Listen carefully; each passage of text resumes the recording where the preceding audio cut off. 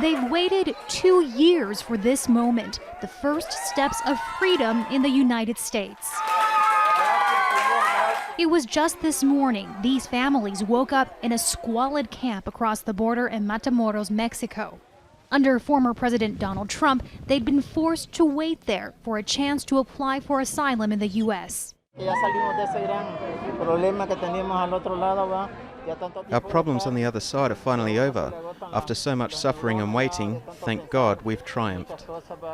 It's so amazing to see how all of them can cross, and so it's such a rejoicing moment for them. A contrast to the border wall, the legacy of Trump's crackdown on immigration.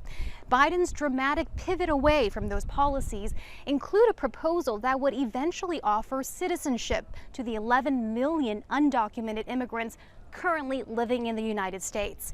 That plan, if it becomes law, would not help the migrants who are arriving now. But they're coming regardless. The U.S. Border Patrol reports a surge in migrants since Biden won office, many of them children traveling without parents. That's led to the reopening of temporary shelters for migrant children, the same shelters that drew protests when they were opened by Trump. What I've seen so far, the Biden administration is very focused on family unity and protection of human life. So I think that if that is a process in the steps to the end goal, I just hope that it doesn't take too long for those children to be in that place. Jocelyn Zamora and her 2-year-old daughter had waited out Trump's presidency in Nicaragua, where they'd been threatened by gangs.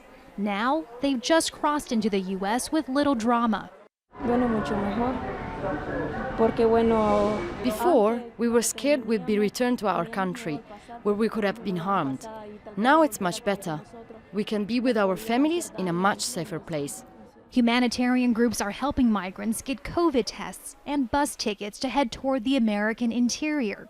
There, with relatives or friends who've long awaited their arrival, they'll eventually have a chance to see an immigration judge who will then decide if they can stay. Heidi, Zhou-Castro, Al Jazeera, Brownsville, Texas.